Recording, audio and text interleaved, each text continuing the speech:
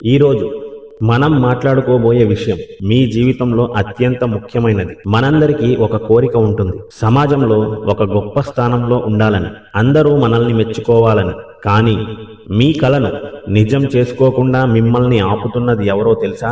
మీ చుట్టూ ఉన్న జనం కాదు, మీ దగ్గర లేని డబ్బు కాదు, అది మీ లోపల ఉన్న మీ మనసు. అది మిమ్మల్ని రోజూ ఓడిస్తుంది. ఈరోజు సూర్య అనే ఒక కుర్రాడి కథ ద్వారా అసలు మనం ఎందుకు ఫెయిల్ అవుతామో, తెలివితేటలు ఉన్నా ఎందుకు వెనకబడిపోతామో క్లియర్గా తెలుసుకుందాం. ఈ 20 నిమిషాలు మీ లైఫ్లో ఒక టర్నింగ్ పాయింట్ కాబోతున్నాయి. సూర్య చాలా స్మార్ట్. క్లాస్లో టీచరు లెక్కలు చెబుతుంటే అందరికంటే ముందే ఆన్సర్ చెప్పేవాడు. అందరూ అతన్ని జీనియస్ అనేవారు. ఆ పొగడ్తలు విన్న సూర్యకి ఒక నమ్మకం ఏర్పడింది.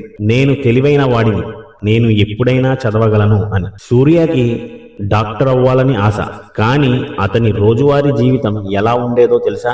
ఉదయం లేవగానే ఫోన్, స్కూల్ నుంచి రాగానే సోషల్ మీడియా, ఇంకా టైం ఉంది కదా, రేపు చదువుదాంలే అనుకుంటూ కాలాన్ని వృధా చేసేవాడు. ఫ్రెండ్స్, మనలో చాలా మంది ఇలాగే అనుకుంటాం. టాలెంట్ ఉంటే సక్సెస్ వస్తుందని భ్రమపడతాం.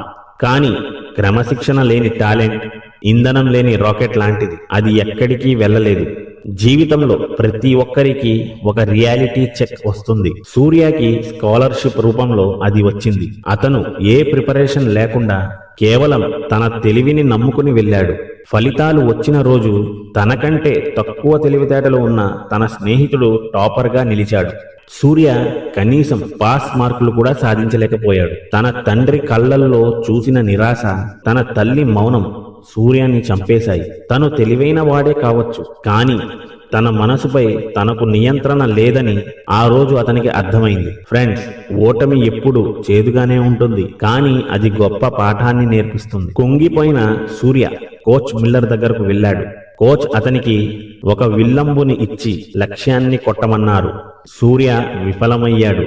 కోచ్ అన్నాడు, నువ్వు బాణం వదిలేటప్పుడు ఆ బోర్డుని కాకుండా చుట్టూ ఉన్న గాలిని, చెట్లను చూస్తున్నావు. నీ మనసులో కూడా లక్ష్యం కంటే డిస్ట్రాక్షనే ఎక్కువగా ఉన్నాయి. మనసు ఒక అడవి గుర్రం లాంటిది. దానికి శిక్షణ ఇవ్వకపోతే నిన్ను పాతాళంలోకి తొక్కేస్తుంది. శిక్షణ ఇస్తే నిన్ను శిఖరాల మీద కూర్చోబెడుతుంది. నీ లైఫ్లో ఈ 4 సూత్రాలు పాటించు. సెల్ఫ్ కంట్రోల్, ఆలోచనలను ఆపడం. షెడ్యూల్, సమయానికి విలువ ఇవ్వడం. డిస్ట్రాక్షన్ రిమూవల్, శత్రువులను పక్కన పెట్టడం, అంటే ఫోన్, అనవసర స్నేహితులు. 4వది కన్సిస్టెన్సీ, విజయం వచ్చే వరకు పోరాటం. కొన్ని రోజుల తర్వాత సూర్య మారాడు. ఉదయాన్నే లేవడం మొదలుపెట్టాడు. ఫోన్ని స్విచ్ ఆఫ్ చేసి పుస్తకంతో స్నేహం చేశాడు. మనసు పక్కదారి పట్టినప్పుడల్లా తన తల్లిదండ్రుల కన్నీళ్లను గుర్తు చేసుకునేవాడు. మరుసటి ఏడాది సూర్య కేవలం స్కాలర్షిప్ సాధించడమే కాదు, జిల్లా మొత్తానికి టాపర్గా నిలిచాడు. ఈ రోజు అతను డాక్టర్ అవ్వాలనే తన కలకు చాలా దగ్గరగా ఉన్నాడు. చూశారుగా ఫ్రెండ్స్, సూర్య జీవితం మనందరికీ ఒక గుణపాఠం. తెలివితేటలు ఒక్కటే మిమ్మల్ని గెలిపించలేవు. మీ మనసును మీరు లోబర్చుకున్నప్పుడే మీరు విజేతలు అవుతారు. ఈ కథ మీకు నచ్చితే మీ జీవితంలో కూడా ఒక్క అడుగు ముందుకి వెయ్యాలనిపిస్తే ఇప్పుడే మన తెలుగు FZ Facts కు సబ్స్క్రైబ్ చేసుకోండి. మీరు చేసే ఒక్క సబ్స్క్రైబ్ మాకు మరెన్నో మంచి వీడియోలు చేయడానికి శక్తిని ఇస్తుంది. ఈ వీడియో మీ ఫ్రెండ్స్ అందరికీ షేర్ చేయండి. ముఖ్యంగా చదువుల్లో వెనకబడుతున్న వారికి ఇది ఒక వరం లాంటిది. మీరు మీ జీవితంలో ఏమవ్వాలనుకుంటున్నారో కింద కామెంట్ చేయండి.